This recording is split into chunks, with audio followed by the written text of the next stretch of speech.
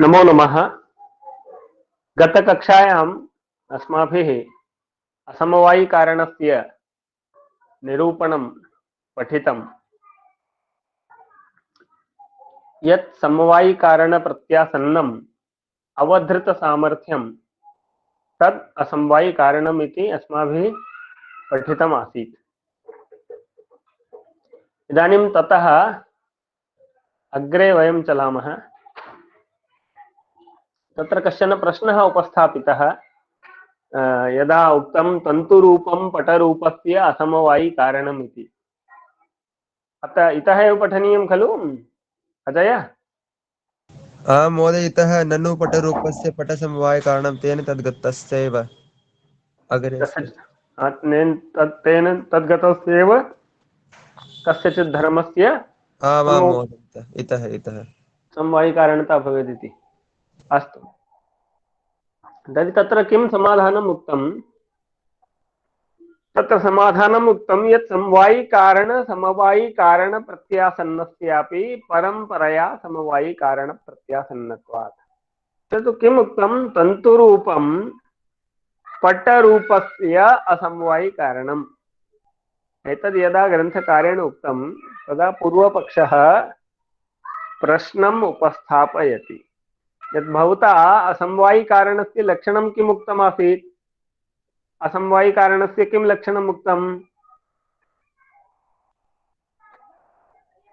यत् समवायिकारणप्रत्यासन्नं पटरूपस्य, पश्यन्तु अत्र चित्रं दृश्यते खलु? महोदय। पटरूपस्य समवायिकारणं किमस्ति?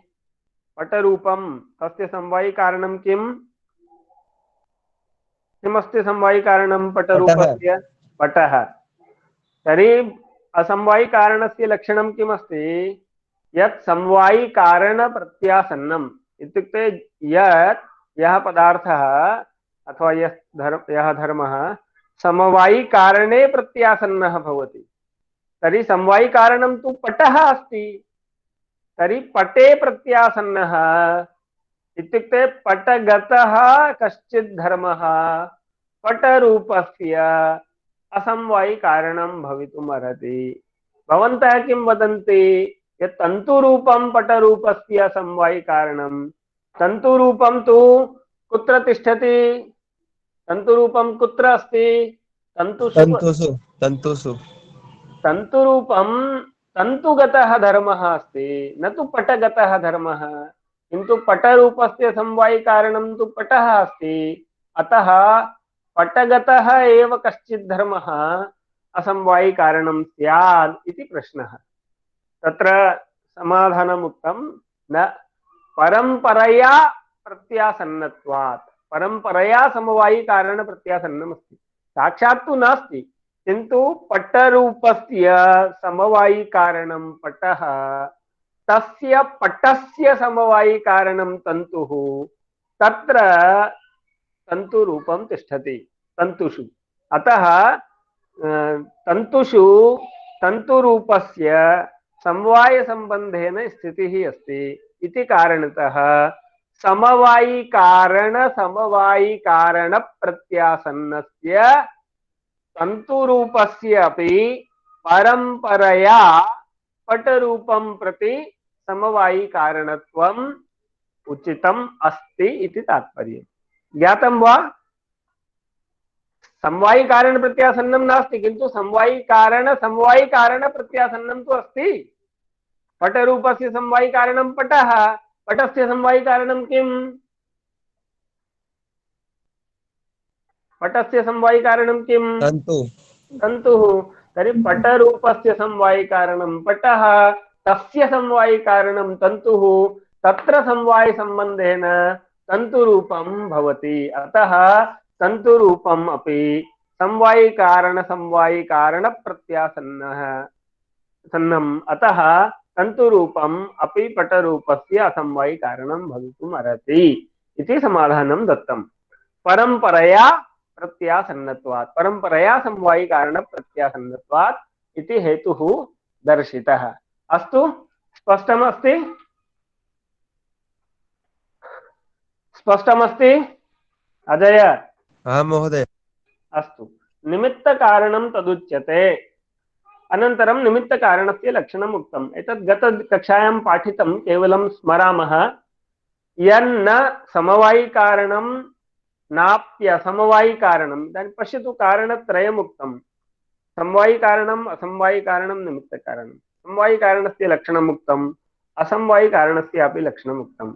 इदानीम् एकं कारणम् अवशिष्यते, निमित्तकारणं। तर्हि ग्रन्थकारः कथयति यत् न समवायिकारणं नापि असमवायिकारणं, किन्तु अथ च कारणं, तत् निमित्तकारणं। यथा वेमादिकं पटस्य निमित्तकारणं भवति। एतत् कारणत्रयं भावपदार्थानां भवति। भावानामेव त्रिविधं कारणम्। अभावस्य तु निमित्तकारणता भवति, अभावस्य तु निमित्तमात्रं भवति।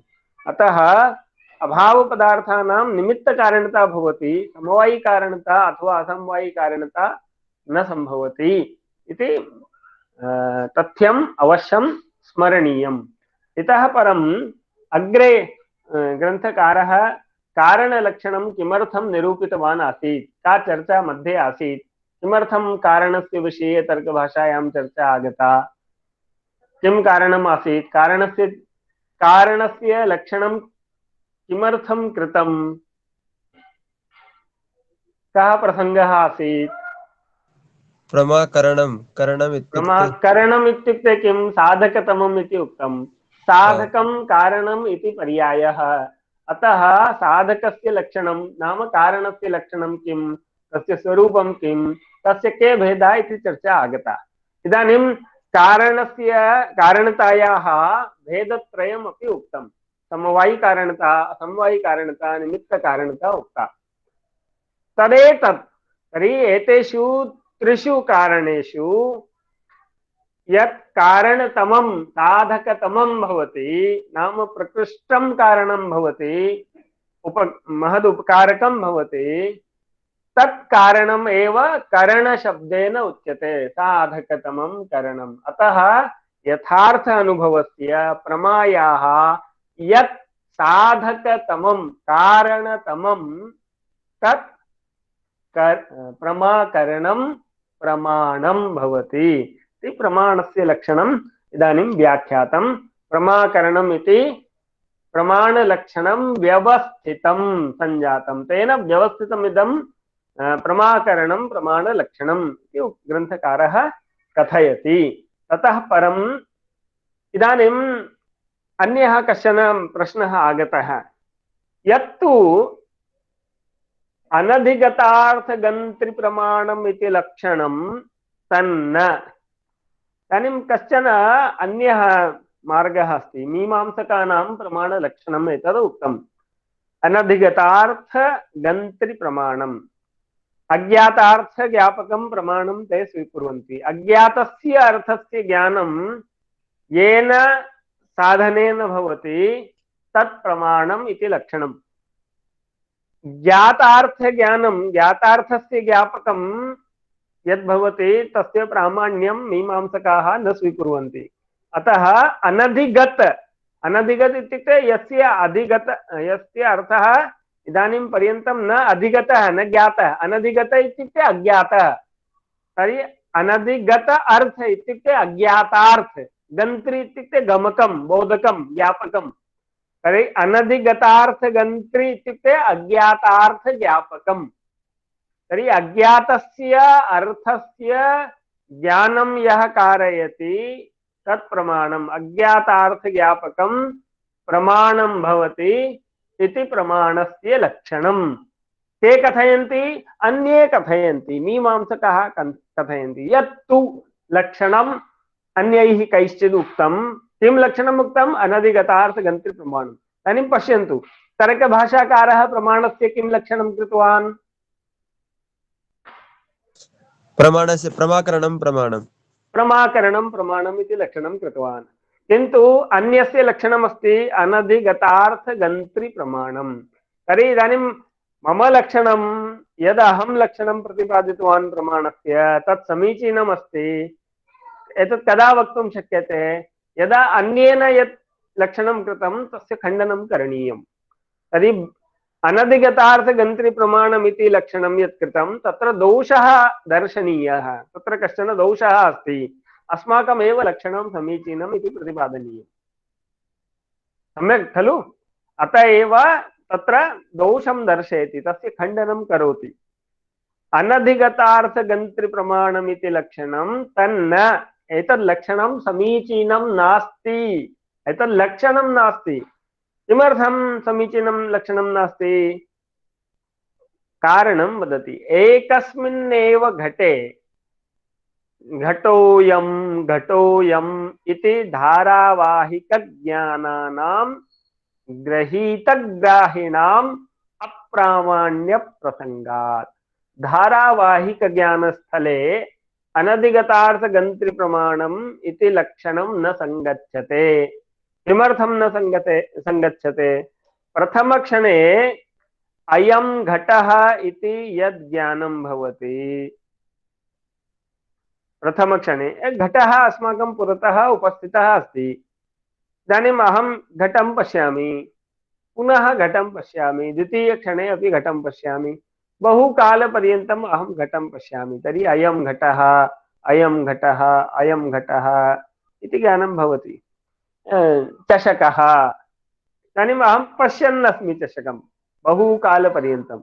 यदि प्रथमक्षणे अपि ज्ञानं भवति अयं चषकः, अनन्तरं पुनः यदा यदा इन्द्रियार्थसन्निकर्षः भवति तदा तदा ज्ञानं भवति अयं चषकः, अयं चषकः, अयं चषकः, इदं पुस्तकम्, इदं पुस्तकम्, इदं पुस्तकम् इति। एतद् धारावाहिकज्ञानम् इति उच्यते। अत्र प्रथमक्षणे इदानीं पश्यन्तु, प्रथमक्षणे अयं चषकः, एषः चषकः इति मम ज्ञानम् अभवत्। द्वितीयक्षणे पुनः तदेव ज्ञानं भविष्यति, एषः चषकः। किन्तु एतद् यद् ज्ञानम् अस्ति, यद् एषः चषकः इति यद् ज्ञानं, तत्तु प्रथमक्षणे एव जातं, प्रथमतया एव ज्ञातं। किन्तु धारावाहिकज्ञाने तु निरन्तरम् एकमेव ज्ञानं भवति, अयं चषकः, अयं चषकः, अयं चषकः, एषः घटः, एषः घटः इति। तर्हि तत्र द्वितीयादिक्षणेषु अनन्तरम् इत्युक्ते धारावाहिकज्ञाने यद् ज्ञानं जायमानम् अस्ति तद् ज्ञानम् अनधिगतार्थगन्त्रिप्रमाणं रूपेण अस्ति अथवा नास्ति? न, अज्ञातार्थं नास्ति। प्रथमे क्षणे एव ज्ञानम् अभवत्, एषः चषकः अस्ति। पुनः द्वितीयक्षणे अपि ज्ञातस्य एव ज्ञानं भविष्यति, अज्ञातस्य ज्ञानं भविष्यति किम्?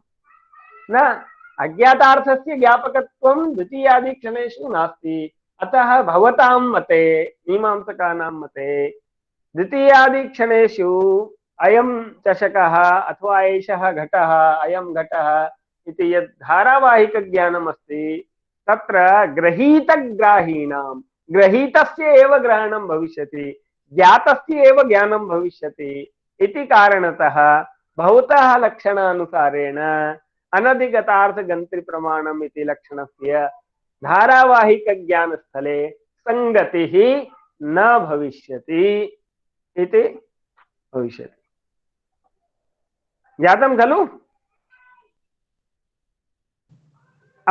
तत्र यदि कदाचित्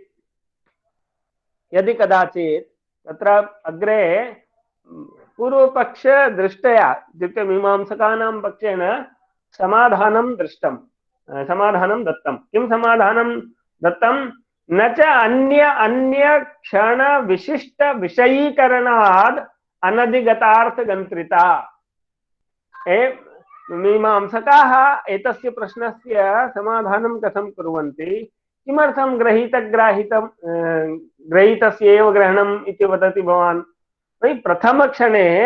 प्रथमक्षण विशिष्टस्य घटस्य ज्ञानं भविष्यति, द्वितीये क्षणे द्वितीयादिक्षण विशिष्टस्य घटस्य ज्ञानं भविष्यति, एवं तत्तत् क्षण विशिष्टस्य घटस्य ज्ञानं भविष्यति।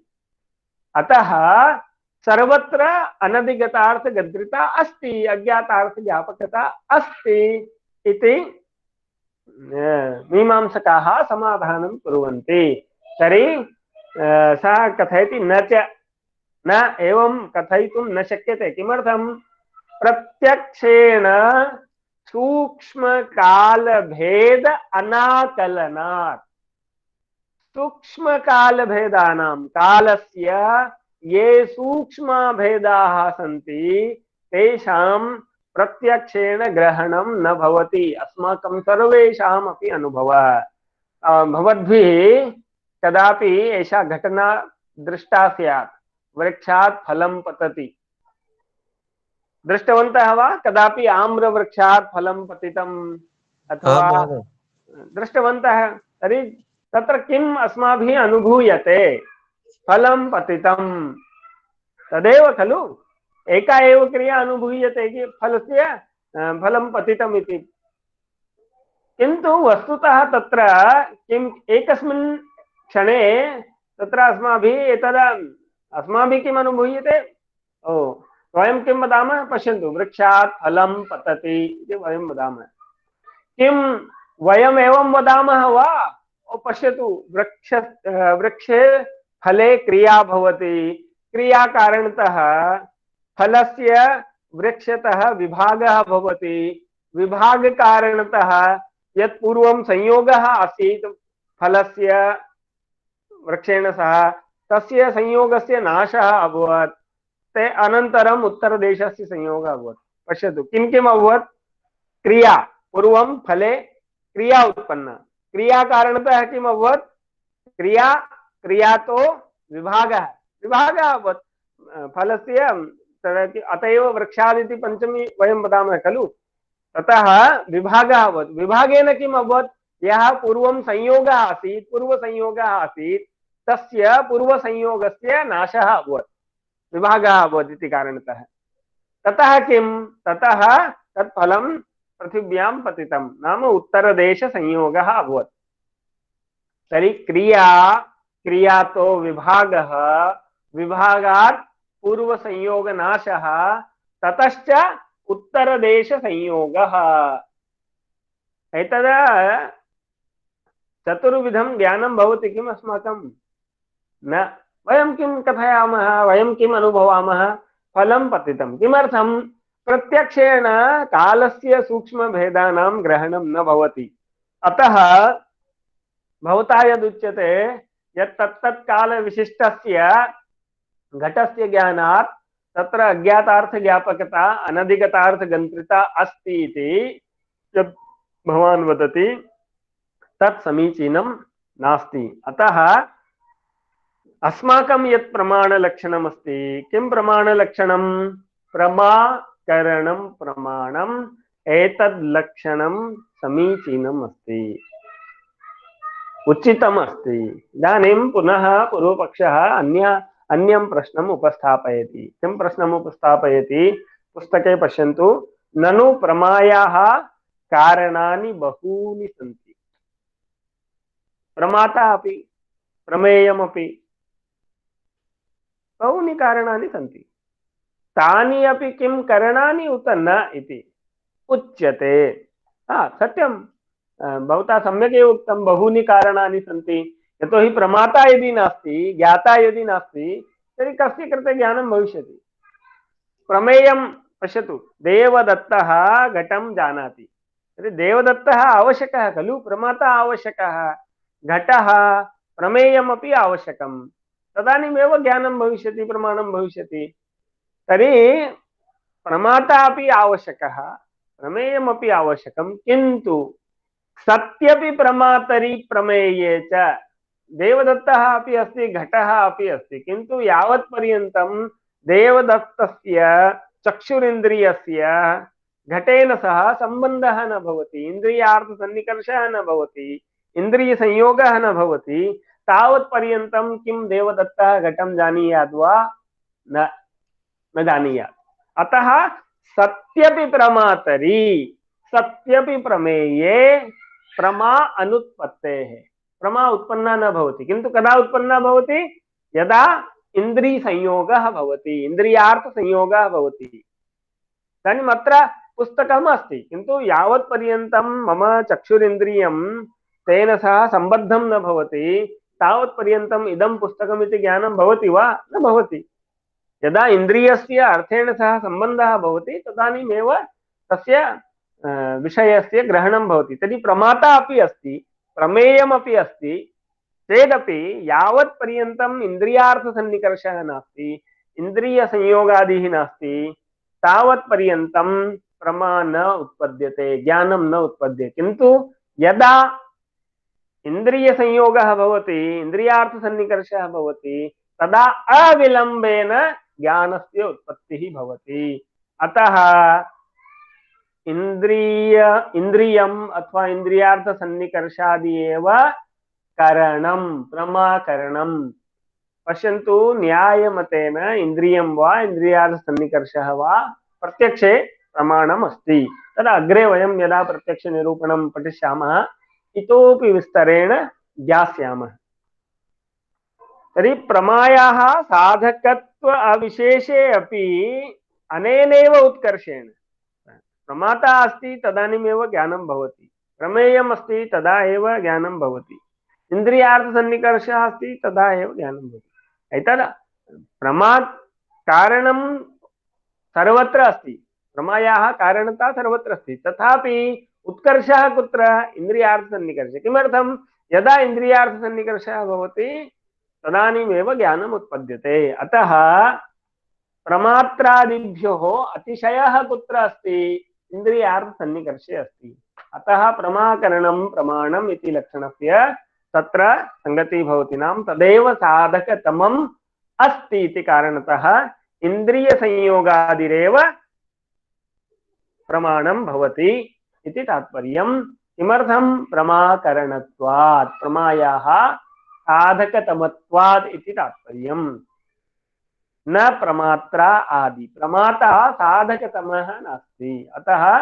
तत् प्रमाणम् इति वक्तुं न शक्यते तर्हि इदानीं पर्यन्तं तर्कभाषाकारेण प्रमाणसामान्यस्य लक्षणं किं लक्षणं प्रमाकरणं प्रमाणम् इति लक्षणं सम्यक् रूपेण बोधितम् आरम्भतः स्मरामः प्रमाकरणं प्रमाणं प्रमाणम् इति षोडश पदार्थेषु प्रथमतया परिगणितः पदार्थः अस्ति तस्य लक्षणम् उक्तं प्रमाकरणं प्रमाणं प्रमा शब्दस्य अर्थः उक्तः यथार्थानुभवः प्रमा करणम् इत्युक्ते किं साधकतमं करणं तेन किम् अभवत् यथार्थानुभवस्य यत् साधकतमम् अतिशयं कारणं प्रकृष्टं कारणं तत् प्रमाणम् इति लक्षणं साधितम् अस्मिन्नेव लक्षण साधनावसरे कारणता उक्ता कारणतायाः भेदत्रयम् अपि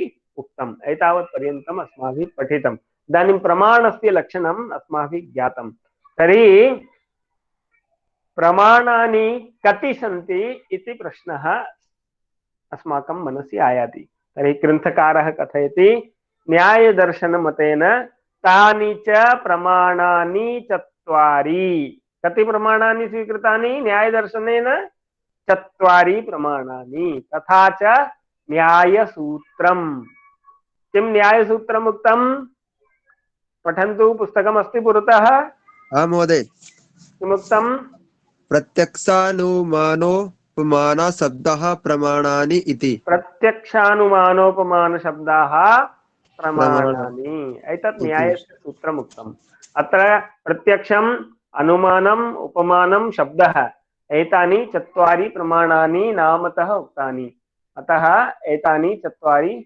प्रमाणानि न्यायदर्शने स्वीकुर्वन्ति विविधदर्शनप्रस्थानेषु प्रमाणानां संख्याविषये मतभेदः अस्ति पश्यन्तु अत्र चित्रं मया अत्र उपस्थापितम् अस्ति पुरतः केन दर्शनेन कस्मिन् प्रस्थाने कति प्रमाणानि स्वीक्रियन्ते इति चार्वाकाः प्रत्यक्षम् एव एकं प्रमाणं स्वीकुर्वन्ति चार्वाकदर्शनानुसारेण केवलं प्रत्यक्षम् एव एकं प्रमाणम् अस्ति बौद्धाः वैशेषिकाश्च प्रत्यक्षम् अनुमानं च इति प्रमाणद्वयं स्वीकुर्वन्ति सांख्यदर्शनं भासर्वज्ञः तत्र नैयायिकः अपि प्रमाणत्रयं स्वीकरोति प्रत्यक्षम् अनुमानं शब्दश्च। न्यायदर्शने इदानीं भवन्तः पठितवन्तः प्रत्यक्षानुमानोपमानशब्दाः प्रमाणानि, एतत् सूत्रमेव अस्ति। चत्वारि प्रमाणानि स्वीक्रियन्ते। मीमांसा दर्शनस्य परंपरा द्वयमस्ति, भाट्टपरंपरा प्राभाकरी परंपरा च। इत्युक्ते भाट्टमीमांसकाः भाट्टमतावलम्बिनः, प्राभाकरमीमांसकाः प्रभाकरगुरुमतावलम्बिनः। ते प्राभाकरमीमांसकाः पञ्च प्रमाणानि स्वीकुर्वन्ति, प्रत्यक्षम् अनुमानम् उपमानं शब्दः अर्थापत्तिश्च। ते अनुपलब्धि अथवा अभावस्य प्रामाण्यं न स्वीकुर्वन्ति। किमर्थम्? अभावपदार्थस्य एव सत्तां न स्वीकुर्वन्ति। अतः तदर्थं यः पदार्थः एव नास्ति तस्य कृते प्रमाणस्य अपेक्षा अपि नास्ति इति कारणतः प्राभाकरमीमांसकाः पञ्च प्रमाणानि स्वीकुर्वन्ति। भाट्टमीमांसकाः वेदान्तिनश्च षट् प्रमाणानि स्वीकुर्वन्ति, प्रत्यक्षम् अनुमानम् उपमानं शब्दः अर्थापत्तिः अभावश्च। केचन पौराणिकाः ऐतिहासिकाश्च अष्टौ प्रमाणानि स्वीकुर्वन्ति। तत्र पूर्वोक्तानि षड् प्रमाणानि तु सन्ति एव, प्रत्यक्षम् अनुमानम् उपमानं शब्दः अर्थापत्ति अभाव। एतैः सह ऐतिह्यं नाम अस्मिन् वृक्षे प्रेतः अस्ति, अस्मिन् वृक्षे कश्चन पिशाचः वसति इत्यादि वाक्यानि अपि प्रमाणरूपेण केचन ऐतिहासिकाः स्वीकुर्वन्ति। एतद् प्रमाणम् ऐतिह्यं भवति। पुनः सम्भवप्रमाणं नाम प्रकोष्ठे 10 जनाः सन्ति इत्युक्ते किं? प्रकोष्ठे 9 जनाः अपि सन्ति। किमर्थं? 10 जनेषु 9 जनानाम् अपि सम्भवः अस्ति। 10 संख्यायां 9 संख्या अपि सम्भवति एव। अतः एतत् सम्भवप्रमाणम् इति ते वदन्ति। तदा प्रत्यक्षमेव प्रमाणम् इति अन्ये कथयन्ति। एवं प्रमाणस्य संख्याविषये विविधदर्शनप्रस्थानेषु मतभेदः अस्ति इति अस्माभिः दृष्टम्। इतः परं श्वः आरभ्य तर्कभाषायां वयं प्रत्यक्षप्रमाणस्य निरूपणं पठिष्यामः साक्षात्। इदानीं पर्यन्तम् अस्माभिः प्रमाणसामान्यस्य लक्षणं पठितं, कारणलक्षणं पठितम्। एतत् सर्वम् अस्माभिः पठितम्। एतस्य एकवारं सम्यक् पुनः अध्ययनं कृत्वा आगच्छन्तु। यदि कश्चित् प्रश्नः अत्र अस्ति तर्हि प्रष्टुं शक्नुवन्ति। सर्वेभ्यः धन्यवादाः।